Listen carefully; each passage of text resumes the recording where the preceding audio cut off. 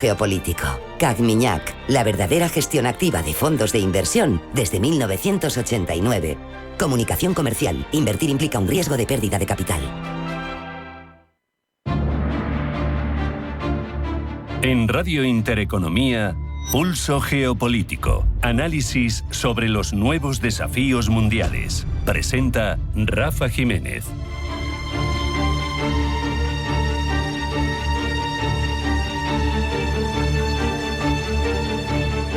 Bienvenidos a Pulso Geopolítico. Berlín, diciembre de 2025. La primera guerra de trincheras en suelo europeo desde la Segunda Guerra Mundial va ya para 4 años y el secretario general de la OTAN, Mark Rutte, como digo, en Berlín, se sube al atril y pronuncia uno de los discursos más dramáticos que se recuerdan en décadas. Advierte de forma explícita de que Europa se encuentra en peligro.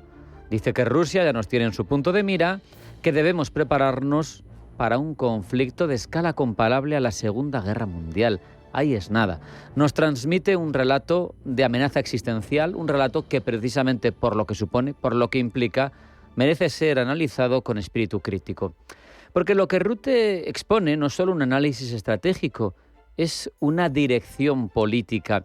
Nos acerca a una narrativa de urgencia permanente que erosiona, además, si la seguimos, la posibilidad de que Europa piense por sí misma, que Europa valore por sí misma e incluso que Europa decida por sí misma. El discurso aparece envuelto en una retórica solemne, la de la responsabilidad, pero en el fondo refleja otra cosa. Refleja la función que Rutte ha asumido al frente de la OTAN, la de ser un amplificador del mensaje de Washington, especialmente del mensaje de Donald Trump. El contenido del discurso es revelador. Habla de Rusia como si estuviera a punto de lanzar una ofensiva global contra cualquier país europeo. Describe en paralelo un continente indefenso, dormido, lento, al que se tiene que confrontar un Putin con intenciones expansionistas ilimitadas. Presenta a Estados Unidos como la única fuerza capaz de parar al Kremlin, la única que puede evitar que Europa sufra una tragedia histórica. Claro, uno se pregunta, ¿qué viene este tono apocalíptico en un momento en el que Europa, con sus más y sus menos, con sus defectos, pero ha decidido apostar de manera acelerada por un gasto en defensa, por unas inversiones estructurales que reestructuren su capacidad industrial en el ámbito defensivo, en un momento en el que la Unión presenta el plan de rearme, regula adquisiciones conjuntas, reforma su industria militar?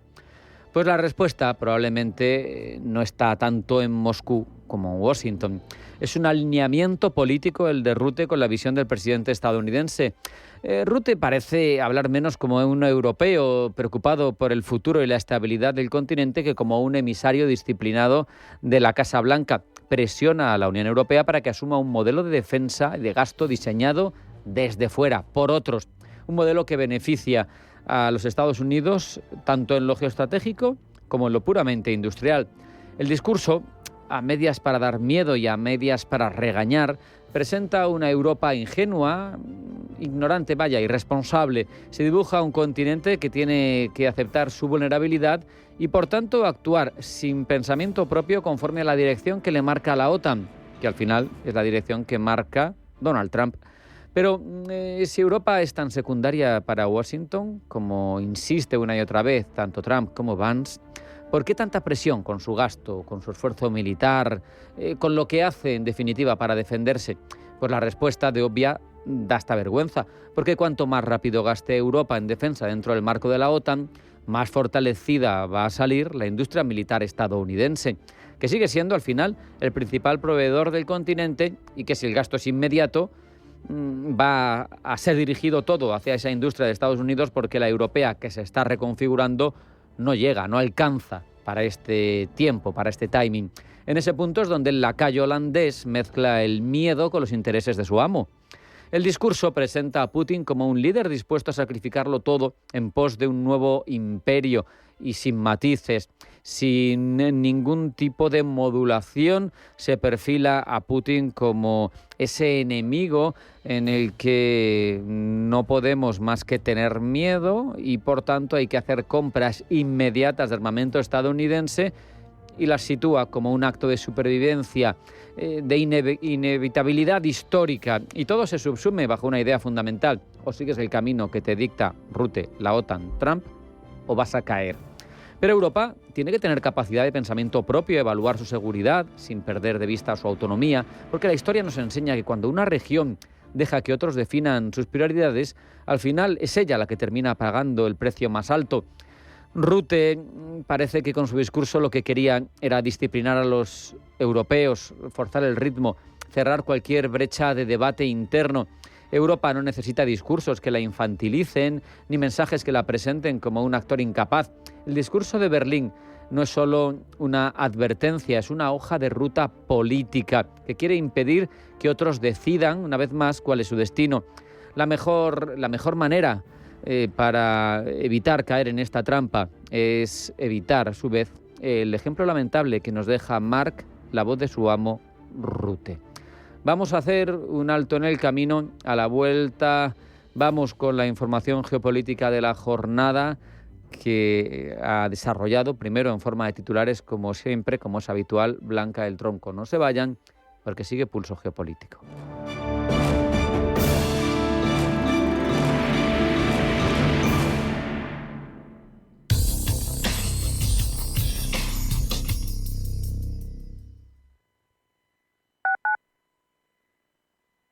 ¿Buscas oportunidades de inversión en Estados Unidos? Futuros y opciones sobre el S&P 500, Dow Jones, Nasdaq 100. Contratos tan populares como los microfuturos oro y plata. Entra en ebroker.es y descubre la nueva zona CME Group. eBroker, el broker español especialista en derivados. Radio Intereconomía, la radio de los negocios para estar bien informado. Eres lo que escuchas. ¿Quieres diversificar tu cartera de inversión y proteger tu patrimonio? Haz lo posible con Silver Gold Patrimonio. Entra en el fantástico mundo de los metales preciosos de inversión de forma sencilla y acompañada por los consultores expertos de Silver Gold Patrimonio. Oro, plata, platino, paladio, rodio, osmio. Silver Gold es patrimonio inteligente. Sintonizan Radio Intereconomía. Cooperativa El Progreso, cada gota cuenta. Desde 1917 brindándote lo mejor en vinos. Vinos jóvenes de crianza, reserva y gran reserva. Son el acompañamiento perfecto para tus grandes momentos. Ojos del Guadiana, nuestra joya. Viñas Etar, el placer de la espuma en cada sorbo. Visita bodegaselprogreso.com o síguenos en nuestras redes sociales. Cooperativa El Progreso. Vive nuestra historia con nosotros. Líderes con Alma, el punto de partida para los emprendedores del futuro. Un programa lleno de emoción, apasionante y apasionado, que tocará tu alma y la de los grandes líderes. Líderes con Alma, el programa que te mostrará la verdadera esencia de todo emprendimiento. Dirigido y presentado por Mar Asenjo. Líderes con Alma, los sábados de 8 a 9 de la mañana en Radio Intereconomía.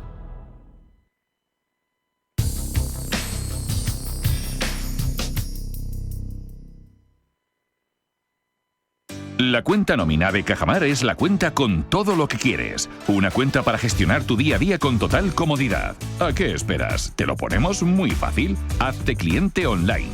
Consulta condiciones en gcc.es/cuenta nómina. Cajamar. Distintos desde siempre. Eso de que los padres de la novia tengamos que pagar la boda, de nuestro lado seremos 150 mínimo. Más DJ, autobuses, la preboda... Cari, le estás poniendo el pañal del revés. Uy, perdona. Si te preocupas demasiado por el futuro, te pierdes el presente. Deja que los planes de pensiones para autónomos de Mapfre se ocupen de tu futuro. En el momento de la verdad, ¿a quién elegirías? Mapfre, tu referente en planificación financiera. Anchoas Codesa, calidad, artesanía y dedicación definen nuestra serie limitada, elaborada con la mejor pesca del Cantábrico y hecha 100% en Cantabria. Garantizado. Encuéntralas en tu tienda especializada de confianza. Anchoas Codesa, maestros conserveros desde 1976. Anchoas Codesa, de la mar a la buena mesa. En Radio Intereconomía te acompañamos donde tú quieras. Sintonízanos en directo a través de la radio, nuestra web, aplicación móvil o canal de YouTube. Si lo prefieres, también puedes encontrarnos en diferido a través de iVoox, Apple Podcast, Spotify y todas las plataformas de podcast. La mejor información económica en cualquier momento y desde cualquier lugar. Radio Intereconomía, siempre contigo.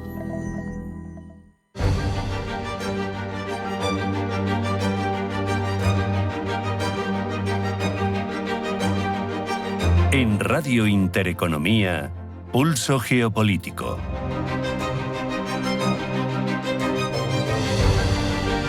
Vamos ya con toda la información. Primero los titulares, los elabora Blanca del Tronco. Blanca, bienvenida, buenas tardes. Buenas tardes. Estados Unidos aumenta su presión contra el régimen de Maduro. Y lo hace aprobando una nueva batería de sanciones contra el sector petrolero venezolano, en concreto contra 6 buques y 6 compañías navieras que transportan petróleo al país, lo que significa que estas embarcaciones podrán ser asaltadas en el mar y requisadas, como ya ocurrió este miércoles con el petrolero confiscado frente a las costas de Venezuela, que se espera sea llevado hasta puerto estadounidense. Las sanciones aprobadas esta pasada noche están dirigidas también contra 3 sobrinos de Nicolás Maduro, a los que Estados Unidos vincula con el narcotráfico. Venezuela asegura que Estados Unidos ha suspendido el vuelo de deportación previsto para este viernes. Suspensión, dice el gobierno venezolano, que Estados Unidos ha decidido de forma unilateral, a pesar de que las autoridades estadounidenses han advertido de un supuesto riesgo de sobrevolar Venezuela por el despliegue militar de Washington cerca de sus costas. Los vuelos de deportación desde Estados Unidos hacia Venezuela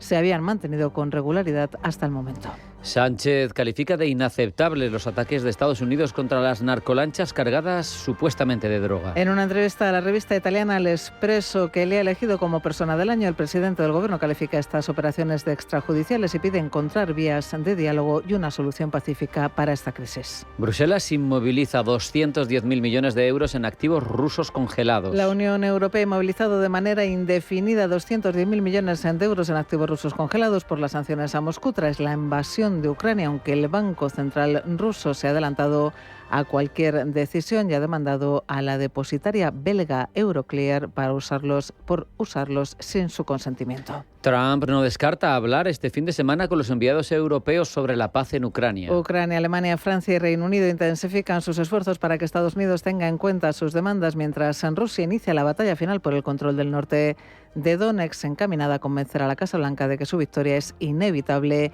en esta guerra. Zelensky ha confirmado por su parte que visitará Berlín el próximo lunes y hemos conocido además que el plan de paz de Trump, según el Financial Times, establece que Ucrania se unirá a la Unión Europea en el año 2027. Putin acude, entre tanto, al foro de Turkmenistán. Lo hace junto a los presidentes de Irán, Masoud Pezeshkian, de Turquía, Recep Tayyip Erdogan, y de Pakistán, Shehbaz Sharif. Cita en el país conocido como la República del Gas por sus ingentes recursos energéticos y que celebra este viernes 30 años de su declaración de neutralidad con un foro internacional. El expresidente boliviano Luis Arce comparece ante el juez, que deberá decidir si el exgobernante va a prisión preventiva, como solicita la Fiscalía, por una investigación por presunta corrupción cuando era ministro del gobierno de Evo Morales. En Italia, entre tanto, jornada de huelga general. Huelga convocada por el principal sindicato en protesta contra el proyecto de los presupuestos generales de 2020 si es aprobado por el gobierno de Giorgia Meloni. Y Tailandia busca que Donald Trump medie en su conflicto con Camboya. El primer ministro tailandés ha anunciado que hablará este viernes con el presidente de Estados Unidos para abordar los nuevos enfrentamientos entre su país y Camboya en la frontera, después de que Donald Trump se ofreciera a mediar otra vez entre las naciones vecinas. El rey de Tailandia, entre tanto, ha dado su respaldo a la petición del gobierno de disolver el Parlamento para convocar elecciones en un plazo de entre 45 y 60 días.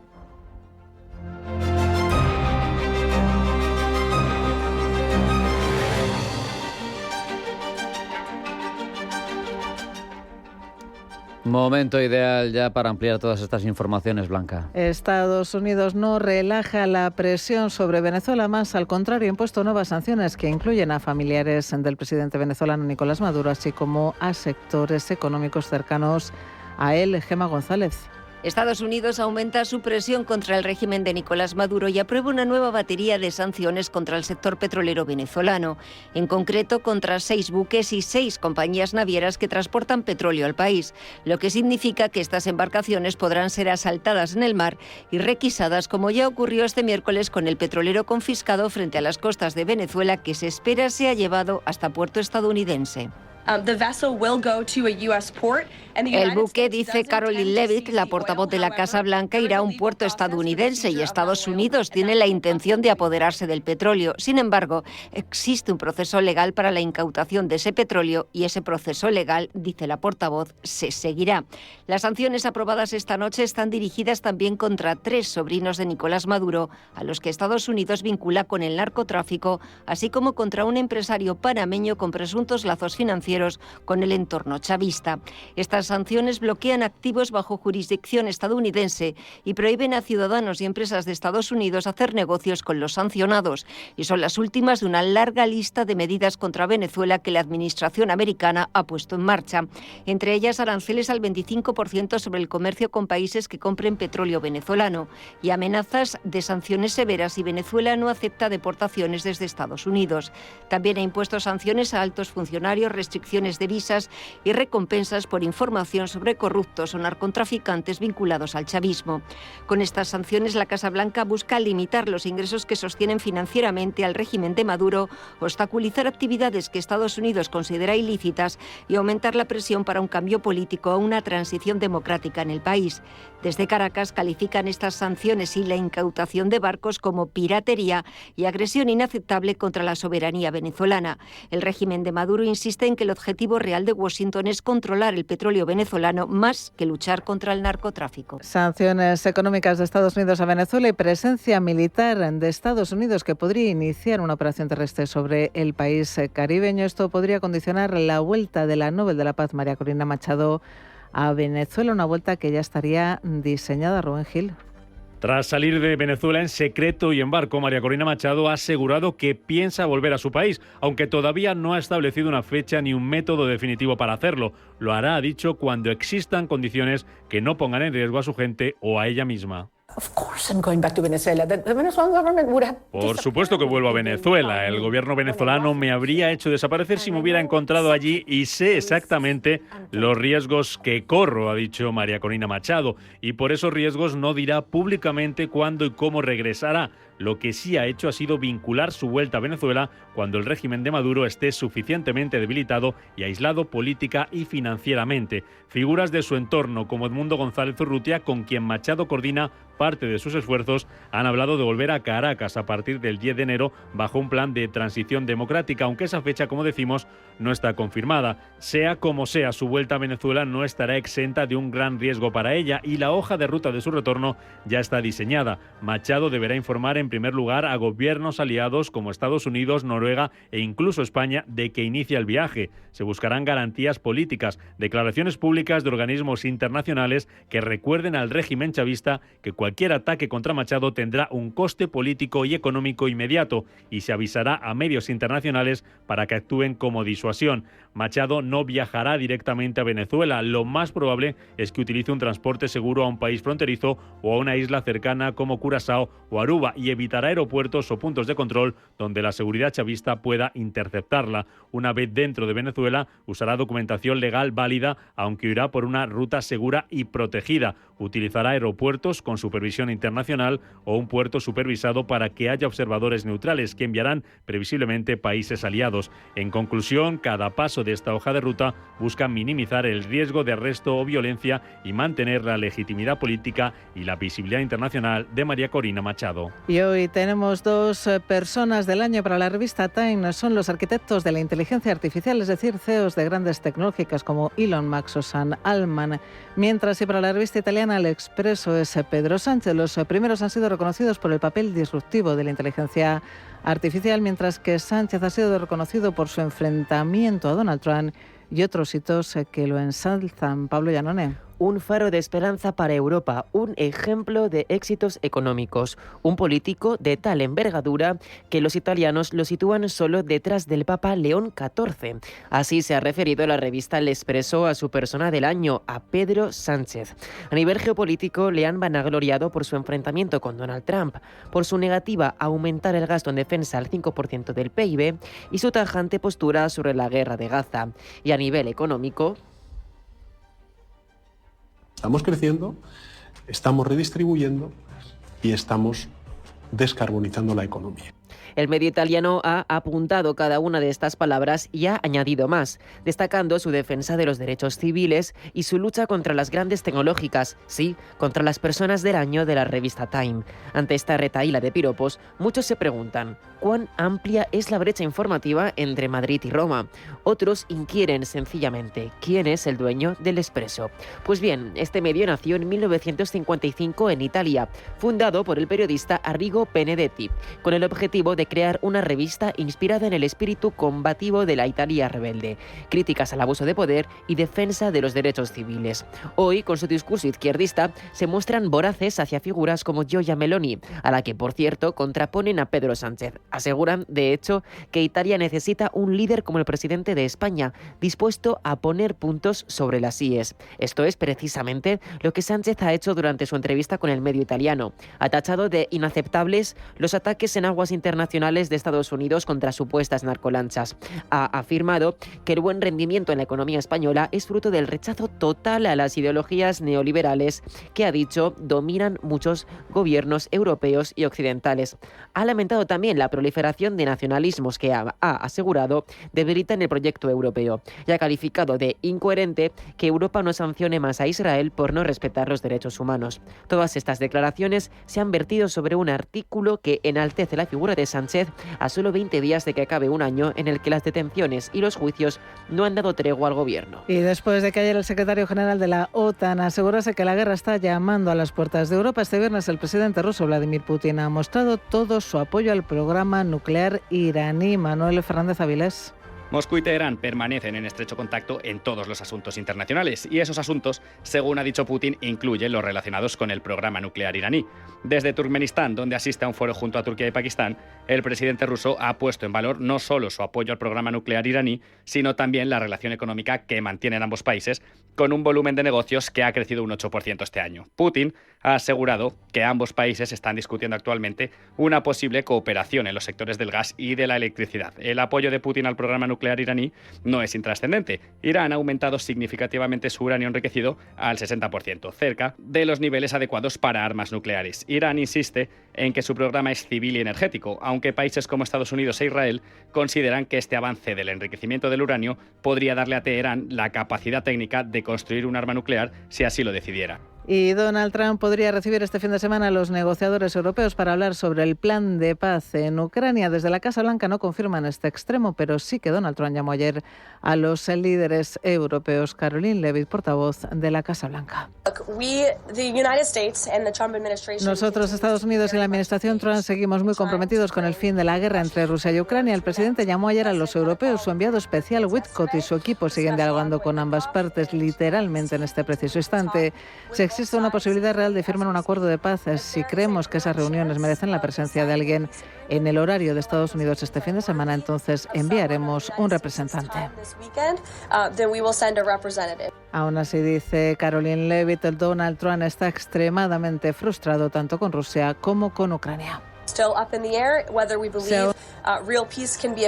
aún no se sabe si creemos que se puede lograr una paz verdadera y si realmente podemos avanzar, el presidente está extremadamente frustrado con ambos bandos en esta guerra y está harto de reuniones por el simple hecho de reunirse. No quiere más conversaciones, quiere acción, quiere que esta guerra termine. Y la administración ha dedicado más de 30 horas a esto solo en las últimas 2 semanas, reuniéndose con rusos, ucranianos y europeos y hablando también con ellos. Así que veremos sobre las reuniones este fin de semana. Y están, dice Caroline Levitt, atentos. Y es que el conflicto sigue activo a pesar del plan de paz presentado por Donald Trump. Zelensky ha estado discutiendo con líderes europeos y ajustando propuestas. El líder ucraniano no se cierra a las negociaciones, pero tampoco cede en el tema de las concesiones territoriales en el Donbass, punto central de su disputa para lograr un alto el fuego. Y entre sus propuestas, la posibilidad de un referéndum o de una consulta popular mediante elecciones. Y un punto más, estamos dispuestos a colaborar con el presidente Trump en cualquier formato, y si el presidente Trump habla más sobre las elecciones en Ucrania, quiero decirlo abiertamente, podemos intentar celebrar elecciones. Ucrania no se esconde de la democracia, pero para las elecciones sean posibles debe haber un componente de seguridad, y Estados Unidos es quien más se puede contribuir en este aspecto. Si se necesitan elecciones ahora, debe haber un alto el fuego, al menos durante el proceso electoral. If there is a need for elections now, there must be a ceasefire at least during election process.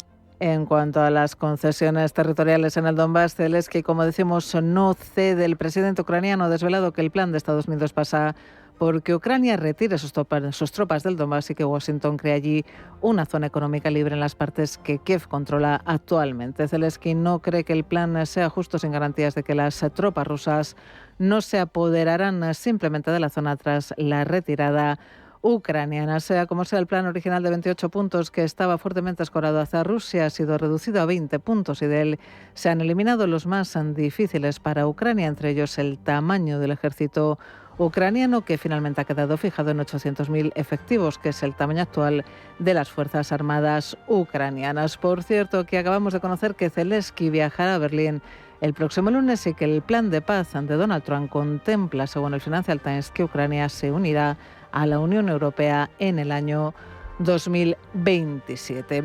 Y Bulgaria va a ser el primer país que entra en la zona euro con un gobierno en funciones y en plena crisis política. Se encamina a sus octavas elecciones generales anticipadas en 4 años y a solo 2 semanas de que entre en vigor oficialmente la moneda común. Pablo.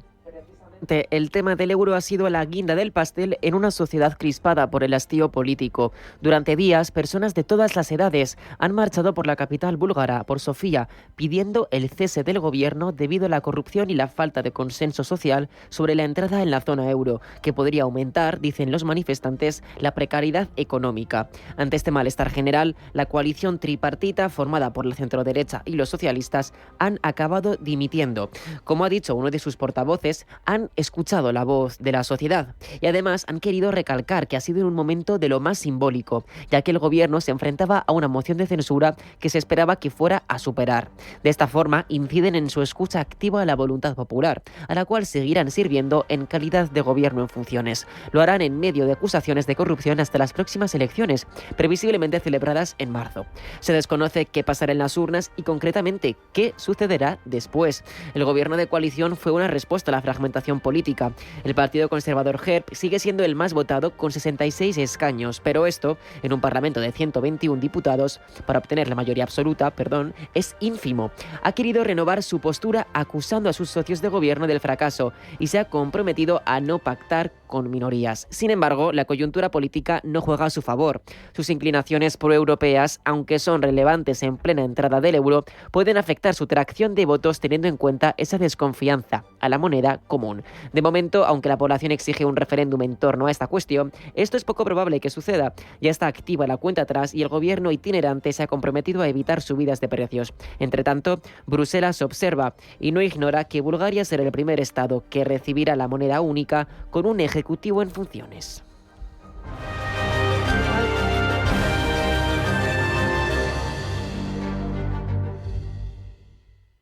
No todas las gestoras son iguales. Desde 1989, Cagmiñac ha ofrecido a los inversores una gestión verdaderamente activa y basada en sus convicciones, ayudándoles a alcanzar sus objetivos a largo plazo. A lo largo de nuestra historia, hemos desafiado el consenso y descubierto oportunidades de inversión allá donde se encuentren, explorando todas las posibilidades. Cagmiñac, 35 años de verdadera gestión activa. Más información en cagmiñac.es. Comunicación comercial. Invertir implica un riesgo de pérdida de capital.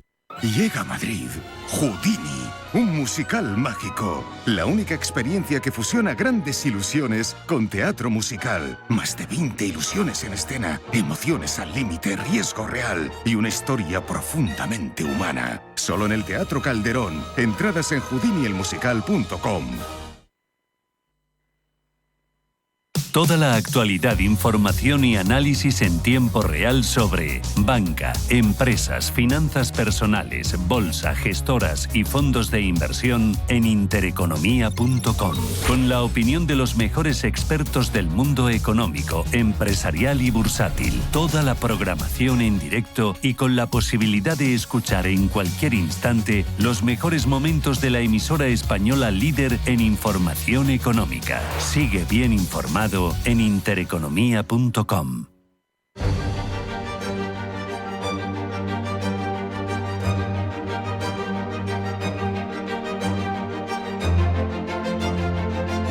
En Radio Intereconomía, Pulso Geopolítico.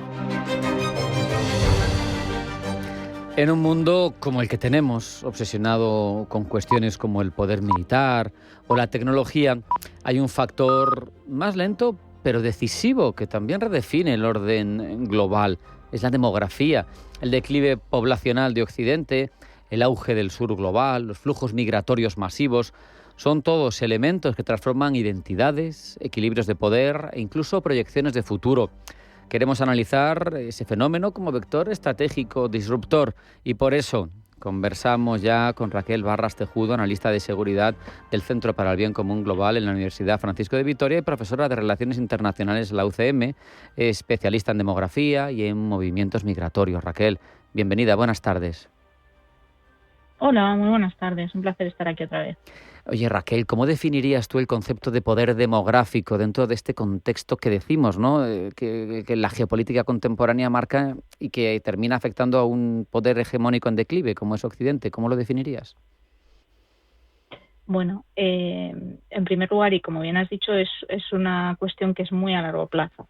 No existe como tal como un poder demográfico, o así, no, por lo menos no lo enseñamos a nivel académico, pero sí que es una variable intangible, pero inexorable, ¿no? Que va a cambiar, como bien has introducido, el futuro del peso de los países, ¿no?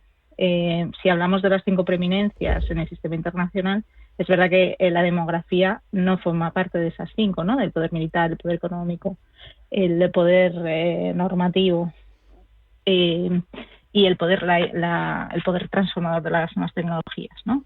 Pero es evidente que se han producido unos cambios brutales a nivel demográfico y que el sistema internacional va a tener que darle respuesta. ¿Podemos decir que la baja natalidad en Europa va a redefinir el peso estratégico de Europa a nivel global? Yo creo que actualmente no lo vamos a ver en el corto plazo. Eso sí que yo creo que las estructuras de poder están muy afianzadas, ¿no? Si nos fijamos en todo el sistema internacional, las instituciones de Bretton Woods surgidas de la Segunda Guerra Mundial o el propio Consejo de Seguridad de las Naciones Unidas, se ve muy claramente dónde está el poder y la desigualdad que hay en comparación con el peso demográfico de determinados países que no tienen ningún tipo de representación. Entonces, en el corto plazo no, en el largo plazo yo sí que creo que va a ser un vector de cambio brutal.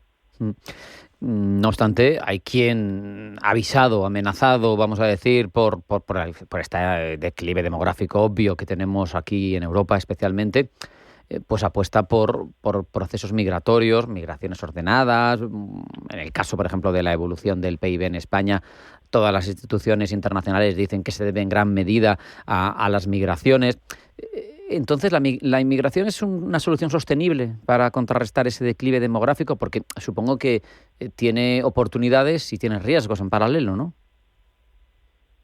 Sí, yo creo que la migración ha existido desde siempre, no hay que tenerle, digamos, miedo, ¿no? El ser humano se ha movido desde el principio de los tiempos y ha cambiado de lugar. Entonces es verdad que con la construcción de los Estados-nación, las nuevas normativas, etcétera, pues se trata de ponerle un orden y una regulación, porque actualmente y en los últimos años las migraciones siempre van de ese denominado sur global, si se me permite, hacia el norte más rico. Entonces el norte ha decidido ponerle más orden y ponerle más normas, porque tampoco tiene capacidad todos los estados de bienestar para aguantar pues un incremento de población masivo. Claro.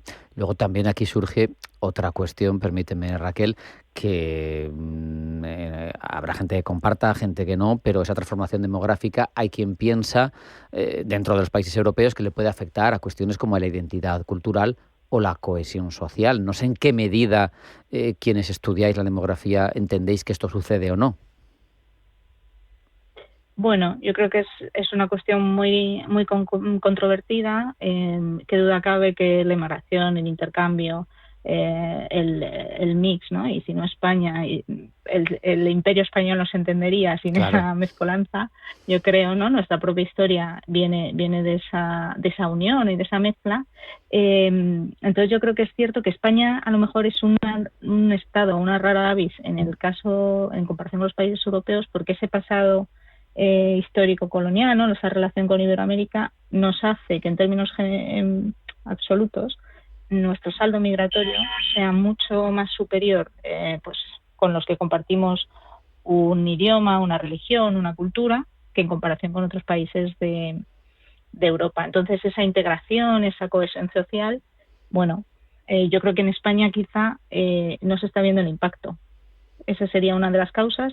Y luego otra causa sería que España todavía estamos en las segundas generaciones de migrantes, todavía no estamos como otros países como Francia en tercera y cuarta generación, con lo cual habría que esperar un poco más para ver esas consecuencias. Y es verdad que hay otro factor que es inevitable, que cuando hay inmigración ilegal y la gente que viene no tiene nada que hacer, no tiene recursos, pues evidentemente hay un discurso asociado a todo el tema de seguridad, ¿no?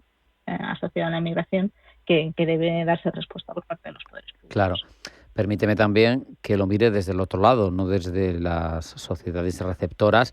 Y te pregunto, ¿la demografía se puede utilizar como herramienta de influencia política o incluso cultural por esos estados o civilizaciones, vamos a decir, emergentes y situados en la relación asimétrica de riqueza o de poder en el lado más débil? No sé, se me ocurre un ejemplo muy claro que sería Marruecos, ¿no? Utilizando la migración para presionar a España, pero podría haber otros. Sí, yo creo que de hecho en algún programa anterior lo comentamos, ¿no? En la Weaponization of Migration, el uso de la inmigración como arma en guerra híbrida, eso sería un caso. Y luego el caso es con las sociedades ya instaladas, ciudadanos a lo mejor segunda generación marroquíes, con lo cual con pasaporte español, ¿no? Pero que vienen de familias marroquíes, que podrían ser utilizados en el futuro como una quinta columna. No sé. Existen, pues podría interpretarse así. Es verdad que si nos acordamos de los mundiales de fútbol, ¿no? Bueno, yo es que el fútbol no sé nada, entonces no sé si fue el mundial, pero sé que en las últimas celebraciones de fútbol se vio muy claramente un cleavage, ¿no? Entre, pues eso, lo que digo, jóvenes que probablemente tuviesen pasaporte español, pero que generaron varios, ¿no? Sí. No iban con la selección. Es que no me lo sé. No sé, de hecho también se produce el fenómeno, por ejemplo, pero no me acuerdo cuándo fue. Por ejemplo, también se produce con jugadores nacidos en España que juegan por otras selecciones, porque se sienten más identificados, por la razón que sea, y juegan con las selecciones de sus familias, que son pues Marruecos, en la mayor parte de ellas, pero también algunas de Iberoamérica, sin duda. Es un fenómeno lo que tú estás señalando, es así, claro. Sí. Yo creo que hay una parte ahí de descontento, quizá, claro. o de falta de identidad de determinados colectivos, porque yo creo que es algo bastante generalizado, que no se identifican, que sus padres a lo mejor estaban incluso más integrados y más identificados, pero aquí tenemos unas segundas generaciones no tan conformes y decidiendo qué quieren ser de mayor, ¿no? Y mirando mucho hacia el país de proveniencia de sus padres. Fíjate, yo eso no sé si lo habéis estudiado, pero a mí me da la sensación intuitiva, puramente intuitiva, de que ese fenómeno que tú señalas ahora mismo se produce más porque las sociedades receptoras no dan oportunidades de integración a un gran nivel, y entonces pues esa insatisfacción se muestra pues con una desafección, ¿no? al país que acoge. Bueno, yo creo que de nuevo la labor de los servicios públicos en ese sentido, ¿no? Además en España, con nuestros varios niveles de administración, el tema de control fronterizo sí que dependería de la AGE, ¿no? De la Administración General del Estado, Pero por otro lado, el tema de toda la integración, las políticas sociales asociadas a la inmigración dependen en la gran mayoría de las consejerías de políticas sociales. O bueno, en algún momento en Madrid llegó a haber una consejería solo de inmigración. Entonces yo creo que dar cabida, dar oportunidades, yo sí que conozco que existen iniciativas, centros. Yo creo que el punto es acercar a esas personas a conocer estos bienes públicos que existen para que se utilicen. Por ejemplo, estoy pensando en los CEPIs, ¿no? Son esos centros que tienen para hacer encuentros con ayudas públicas, pero que a lo mejor no son tan usados como se debería. Yo, sin circunscribirme a Madrid o a España, estaba pensando más bien en el fenómeno sociológico que se produce en los banlieues franceses, por ejemplo, ¿no? Como barrios y barrios gigantes llenos de inmigrantes de tercera o cuarta generación que quizás se sienten discriminados en sus sociedades y que eso genera esa desafección. Pero en cualquier caso, que se nos va el tiempo. No quiero divagar. Vamos a lo concreto. ¿La conquista por demografía, en tu opinión, Raquel, es real o es una narrativa exagerada? La conquista por demografía, ¿quieres decir la teoría del reemplazo? Sí. Ese es a lo que nos referimos. Vale. Yo, es que no creo, o siempre cuando veo este tipo de teorías, no quiero decir conspirativas, pero bueno, sí que al final, ¿quién se beneficiaría de esto? ¿De verdad hay una élite global, supuestamente de hombres blancos, ricos, poderosos, que quieren un reemplazo por... O sea, yo no entiendo. O sea, no entiendes la motivación. Perdóname, pero yo, además de la teoría del reemplazo, estaba pensando en otra cosa, y es, por ejemplo, que en este caso también puede estar manipulado todo, ¿no? Pues sabemos que la información tiene ese sesgo, ¿no? Según quien la provea. Pero, por ejemplo, seguro que has visto declaraciones muy antiguas de Gaddafi, o incluso de otros imanes más radicales, hablando de, a Europa se la va a conquistar con los vientres de nuestras mujeres, no se las va a conquistar con una guerra, porque no podemos, pero se la va a conquistar. Bueno, yo creo que eso es lo que habíamos dicho al principio del largo plazo. Es evidente que otros tipos de culturas tienen muchos más hijos por mujer y que incluso mantienen esos ratios cuando vienen a los países occidentales. Para mí esa es la clave, que incluso en países occidentales donde los occidentales dicen, es que tener un hijo es muy caro, es muy complicado, etcétera, estas personas sí que consiguen mantenerlo incluso en suelo occidental. Entonces ahí sí que evidentemente dentro de unos años veremos que va a haber más volumen poblacional, evidentemente. Al final, no obstante, más allá de lo que digo, pues de evoluciones largoplacistas, que hay que verlas, de titulares sensacionalistas, que hay que intentar obviarlos y tener espíritu crítico, pero, Raquel, ¿tú crees que la demografía termina afectando a la seguridad nacional, a la estabilidad regional, sobre todo cuando los procesos son masivos, supongo que masivos y acelerados? Totalmente. Es indudable que la inmigración masiva, la inmigración ilegal, o cuando hay que atender a este tipo de cuestiones, se vio con los refugiados sirios en el año 15 o en el Salto de la Valla Ceuta en el año 21, es evidente que supone un estrés y una presión para los países receptores que necesitan darle cabida. Y de hecho está habiendo un cambio bastante importante, yo creo, a nivel europeo en materia migratoria, que no podemos obviar. Bueno, es verdad que España, en la última reunión ha sido la única. La voz discordante. Que no ha apoyado, la voz discordante, vamos a decirlo así. Supongo que también es que está entretenido con cosas internas el gobierno español. Pero es verdad que ha sido la única voz discordante, porque el resto de países sí que están viendo, pues eso, que es necesario ponerle sobre todo orden, y que no, pues a lo mejor hay que organizar los flujos, porque no se puede atender a todo el mundo si queremos mantener pues el sistema de bienestar tal y como lo conocemos en las sociedades occidentales. Para terminar, Raquel, estamos terminando el primer cuarto del siglo XXI. Te pido un ejercicio de mirada larga, sé que es difícil, ¿no? Pero te pido una aproximación académica. Si miramos hacia la mitad de siglo, hacia 2050, ¿qué escenario prevés para Europa en términos de influencia global, teniendo en cuenta la evolución demográfica frente a una África, por ejemplo, que está pujante como pocas, a una Asia que ya lo es? ¿Cómo ves a mitad de siglo a Europa a partir de lo demográfico? Pues las perspectivas que dan no son muy halagüeñas, en concreto para el continente europeo. El continente africano se prevé que para 2050 sea el que más esté creciendo. He estado hace poco, por ejemplo, en Mozambique, y es que la tasa de natalidad es totalmente, o países como Nigeria, ¿no? Que van a tener unas tasas de natalidad incrementadas. Se prevé que a nivel global la población empiece a descender, ¿no? Esto es conforme los estudios, a partir del año 2180. Y es verdad que en Europa de invierno demográfico yo creo que tampoco se está tomando tan en serio. No hay políticas, pues más allá de cosas muy específicas, de apoyo a la natalidad, esa combinación del desarrollo personal de las mujeres con, ¿no? Pues personal y profesional sobre todo, con el tema de formar una familia y de tener hijos. Por lo cual, si los poderes públicos no están implicados en esto, yo lo veo pues hay un futuro bastante negro para Europa. Con esa reflexión muy clara nos quedamos. Raquel Barras Tejudo, Centro para el Bien Común Global de la Universidad Francisco de Vitoria. Ha sido un placer, como siempre, hablar contigo. Un abrazo y hasta la próxima. Un abrazo, muchas gracias. Feliz Navidad. Igual.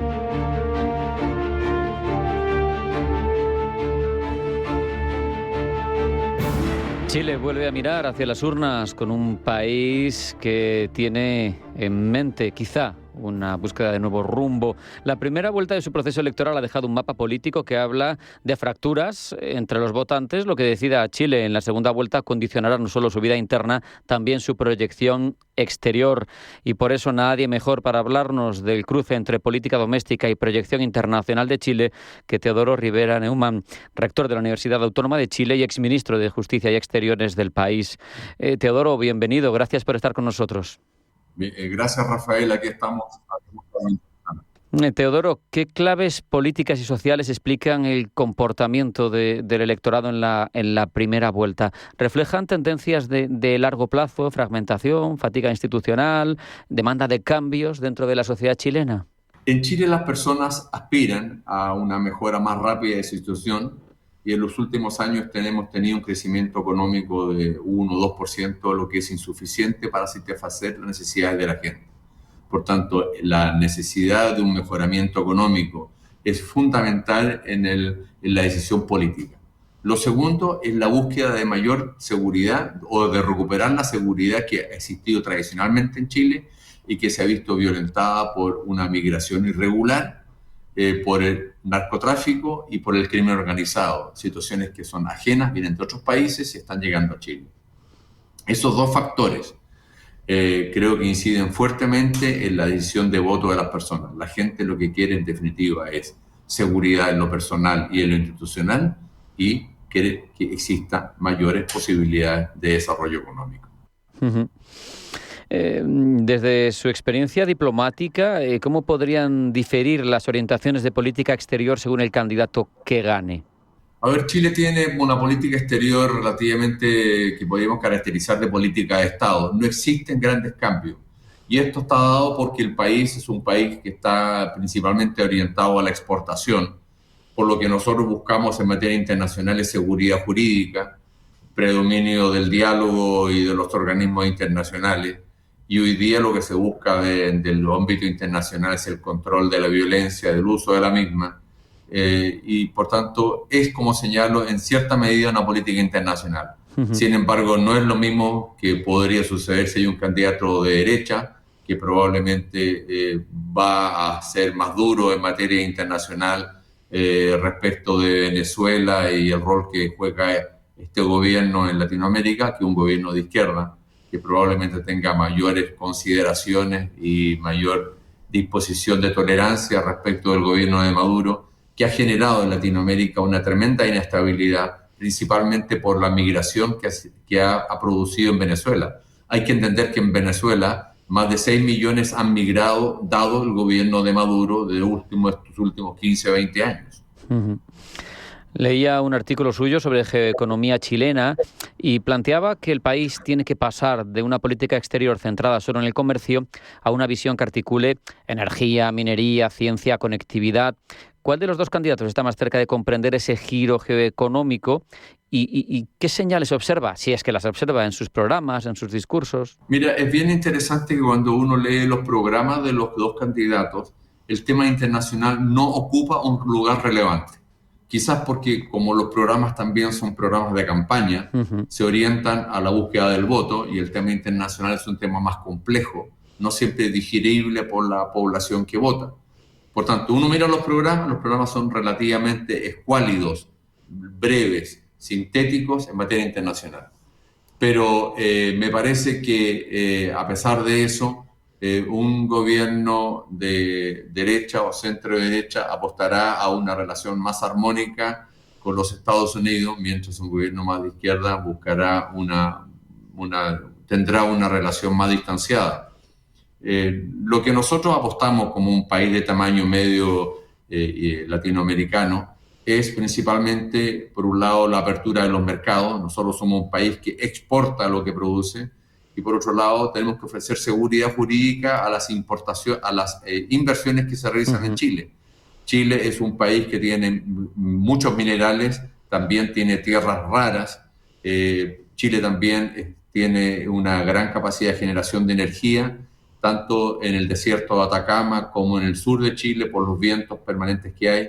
Y por tanto, este es un país que tiene que ofrecer, por un lado, exportación de productos de calidad, y por otro lado, seguridad jurídica para que la empresa extranjera se instale en Chile con tranquilidad y desde aquí utilice a Chile para llegar al resto de los países iberoamericanos.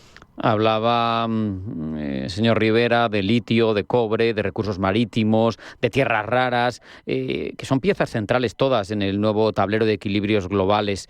¿Qué oportunidades puede tener Chile para posicionarse en esas cadenas de valor de recursos que son fundamentales en la geopolítica actual? Bueno, mira, hoy día los países de tamaño medio están sometidos a las presiones de las grandes potencias que luchan por tener una mayor hegemonía, cada una de ellas. Me refiero principalmente a los Estados Unidos y China. Y el gran desafío es mantener la independencia en la toma de decisiones, poder discriminar qué inversiones son buenas y qué inversiones son malas o son negativas para los países, etcétera. El hecho que uno tenga materiales estratégicos sí es un factor de negociación, también es un factor que incrementa la presión, y es por eso que es tan importante que el país garantice previsibilidad a las inversiones que se realizan en Chile. Las inversiones pueden ser la antesala de un conflicto si tú permites la inversión y luego generas el rechazo de las mismas. Por eso, insisto, el país Chile es un país de tamaño medio, ubicado en Latinoamérica, que tiene una alta estabilidad institucional, reglas claras, y lo que tiene que hacer es ser ahora más atractivo y competitivo para que las inversiones lleguen con mayor intensidad al país.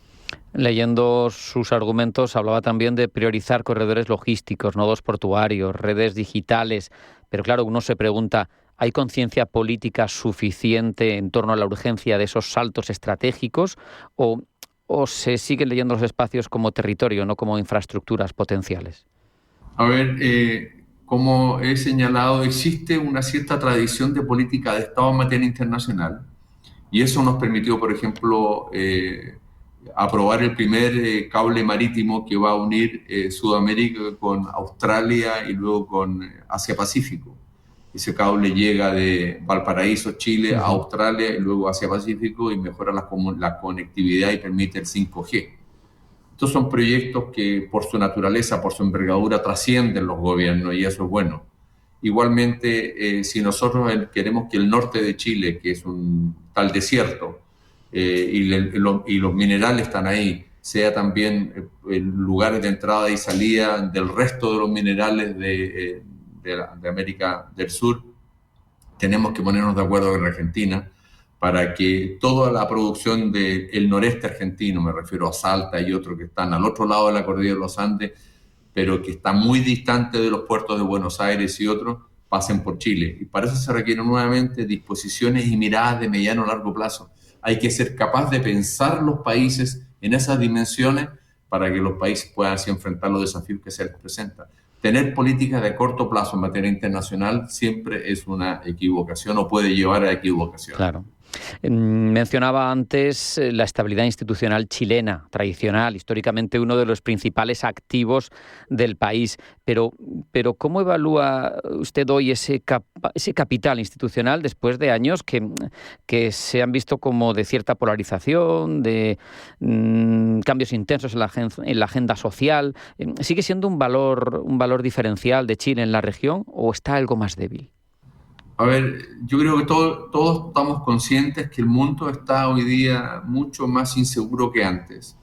Hay más inestabilidad institucional interna y también hay inestabilidad política. Pensemos lo que pasa hoy día en Europa, la confianza en la OTAN, la confianza en la capacidad de los países de ayudarse recíprocamente, el uso de la fuerza que se está ejerciendo hoy día en Ucrania, etcétera, son cosas que hace quizás unos años los veíamos como imposibles.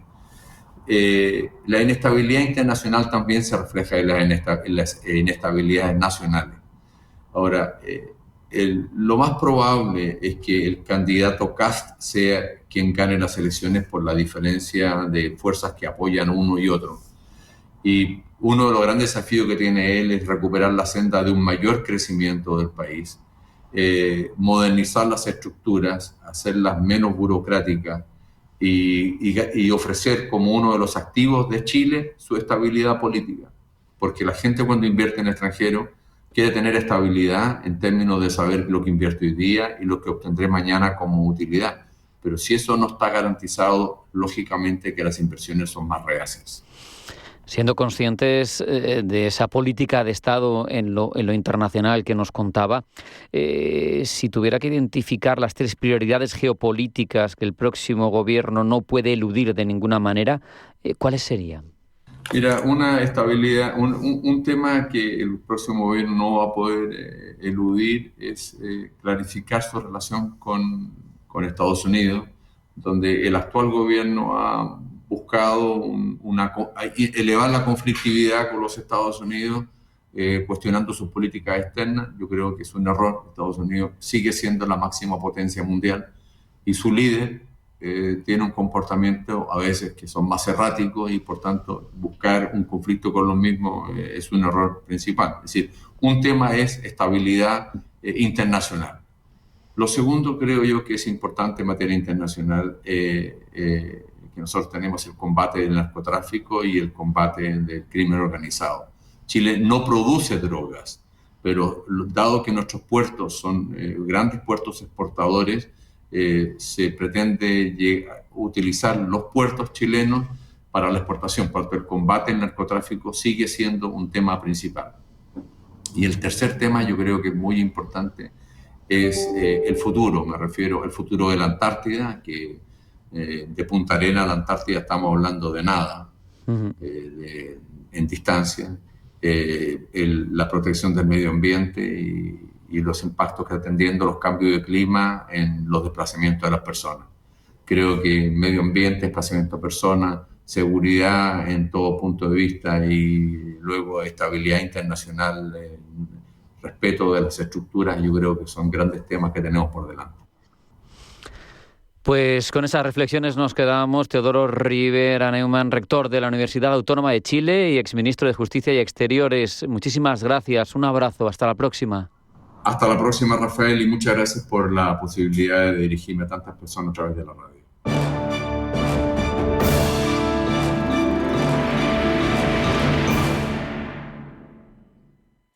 Cagmiñac le ha ofrecido Pulso Geopolítico. Cagmiñac, la verdadera gestión activa de fondos de inversión desde 1989. Comunicación comercial. Invertir implica un riesgo de pérdida de capital. Te dijeron que invertir era solo para ricos. Te mintieron. En Gold Waves Group, con $30.000 puedes empezar a moverte globalmente, con estrategia, con visión, con Gold Waves Group. ¿Vas a seguir viendo cómo otros ganan? Invierte con Gold Waves Group. Agenda tu consultoría gratuita en goldwavesgroup.com. ¿Y si Madrid escondiese otra dimensión donde el tiempo se detiene y la música se experimenta a través de los 5 sentidos? Puedes verla, oírla, tocarla, olerla, saborearla. Bienvenidos a WA, una experiencia de otra dimensión. Entradas en washow.com. ¿Vienes? En Gran Hotel Inglés contamos con una de las bibliotecas más antiguas de Madrid. Un acogedor rincón con tesoros como los 415 volúmenes de la colección completa de Gredos, 2 atillos de papel de antiguos libros de comercio con China e infinidad de documentos y antigüedades del hotel. GranHotelInglés.com, tu hotel de lujo en Madrid. Bosque de Matasnos. El lujo no se presume, se vive entre viñedos y bosque. Enoturismo exclusivo, creado para quienes buscan lo auténtico, natural, sostenible. Haz tu reserva en bosquedematasnos.es. En el colegio yo era un bicho raro con el pelo mitad negro, mitad blanco. No tenía amigos, nadie me hablaba. Lo cierto es que tampoco me importaba.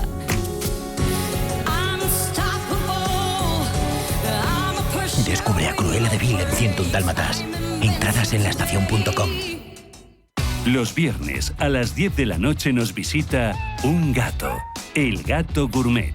En Radio Intereconomía, Andrés Sánchez Magro presenta una guía semanal gastronómica, enológica, de restaurantes, literaria, musical y con todos aquellos ingredientes para cocinar la buena vida. El Gato Gourmet, con el patrocinio de Marqués de Riscal, mejor viñedo del mundo 2024. Radio Intereconomía. Información económica con rigor, veracidad y profesionalidad. Nuestros oyentes son lo que escuchan. Estrictos, precisos, honestos, competentes y capacitados. Di que nos escuchas. Intereconomía, la radio que se identifica con sus oyentes.